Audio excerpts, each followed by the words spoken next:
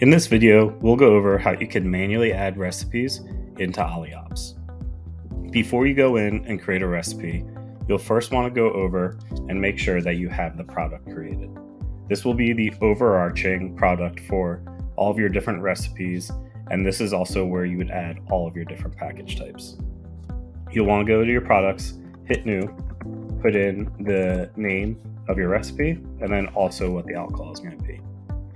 Here you can save it. At this point, you can go in and create all of your different package types, or you can do that later. Once your product is created, you'll then want to go to your recipes and create the recipe. You can see here that I usually put the beer name and then in quotes what the barrelage is. This is really helpful in case you ever are going to create a half batch for the recipe. You can easily tell if it's a full batch or a half batch. So you want to go over, press new, type in the name of the beer, go in and choose your product, and then you can also add the description of the beer. Hit save, and at this point you can go in and start entering some of your specs. You can type in what you want your target original gravity to be, what your target terminal gravity is going to be, what your target IBUs are, target color if you know now, or you can wait and see what the grain bill is going to give you, what your pre-boil kettle volume will be, what your boil time will be, and then here you can also go in and choose how long this recipe is going to show up in your fermenters. We're going to use Kvike yeast, so this is going to be done pretty quickly. You can choose how long your fermentation is, how long you're going to let it sit on dry hop, and then also how long it's going to be cold crashed.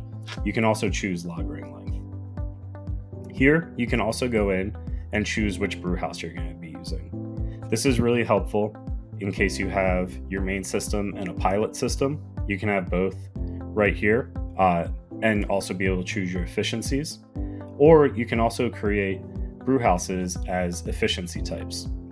So if you're doing any really big beers, you may have lower efficiency, and this will help you when you start entering your grain bill to determine what your starting gravity is going to be. Once this is done and all filled out, you can go to your grain bill and start adding your grains. We're going to add 605 pounds of pills. Here you can edit your extract fine grind or color of the grain. And we're also going to add some wheat.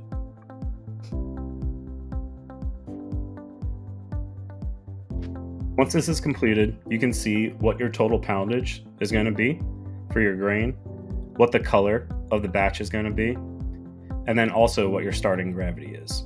You can see that we want to go for around 14.5 Plato, and we're at 14.6. So this is looking pretty good so far. And then also what percentage of your grist this grain is going to be. We're at 5.4 for color, so we can go back to our specs and enter in what our color is going to be. Once this is done, you can go to your mash and then be able to go in and create your different mash rest. You can enter a name for your mash rest in case you're doing decoction or step mashing. You can choose how long the mash rest is for, and then also what the temperature is. This will all show up on your brew day, but you can also go in and create notes for any of these fields that will also show up on brew day. This is great, especially if you have an assistant brewer brewing one day, and they may want to be able to see an SOP for the batch. So we're going to write what the mash rest is. We're going to enter in how many gallons we're going to be using. And then also, we're going to want to put in what the initial Play-Doh is going to be. That can get filled out. And then also what our final mashed Play-Doh is going to be.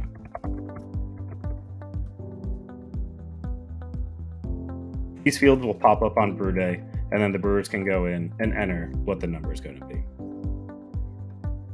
Once this is completed, we can go over to our hop bill and start adding all of our hops. We're going to add 1.5 pounds of Columbus. We'll add this into our first wort. That's 2 minutes. And then you can see here that we have our alpha acids, and then line by line, we'll start adding what our IBUs are going to be.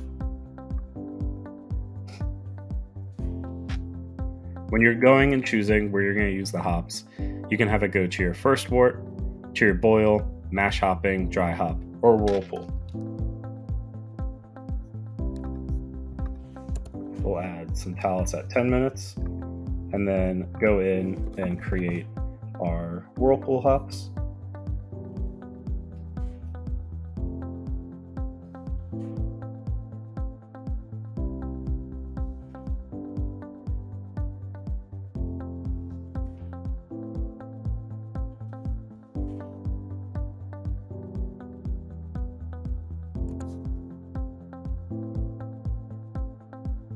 And we can also go in and add in all of our dry hop info.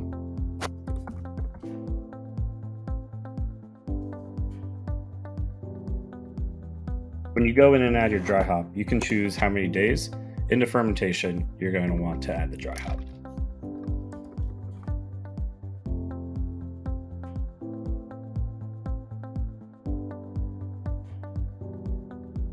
You can also add any notes that you'd want to go over to the boil.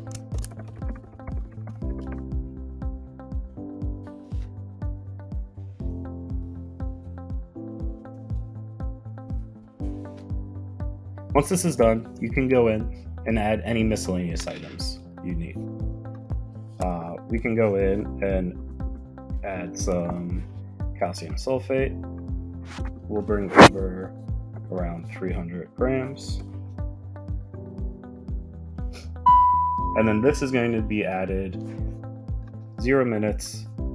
We want to add this to our hot liquor tank. You can also go in and add some bioglucanase.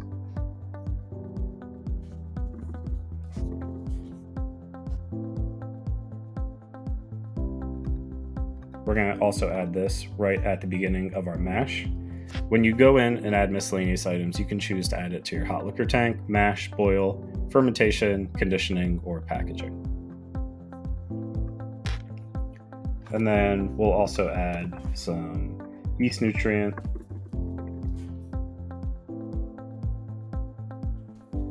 With 5 minutes left in the boil. Once this is done, you can also mark the yeast strain that you want to use.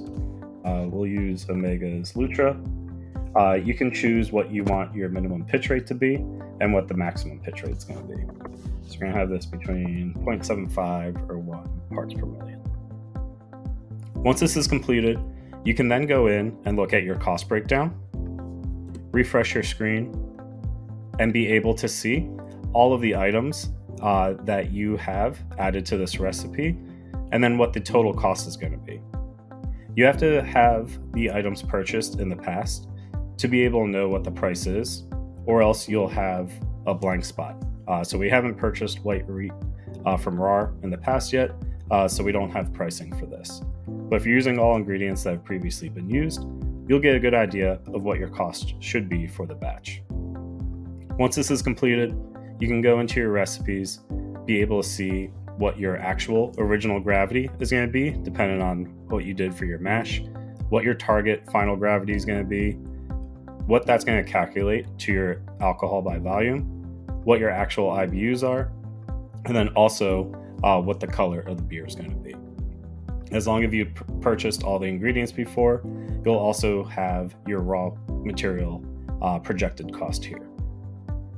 Once this is done, you can go in and start brewing and add it to your scheduler. You can also, at this time, go in and edit.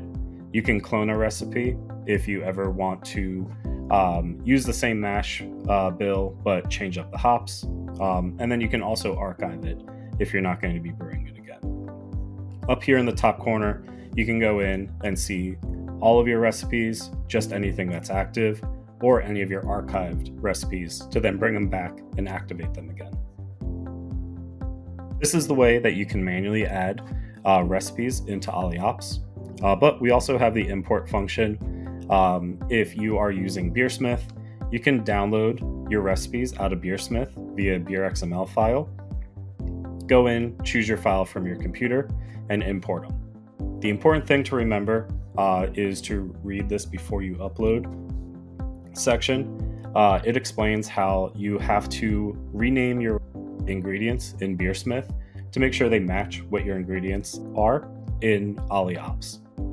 If you don't, we'll create new ingredients with different names in Ollie Ops. So make sure that you go in and check your ingredient names in Ollie Ops and make sure that they are the same as they are in Beersmith. If you have any questions about building recipes, please reach out to us.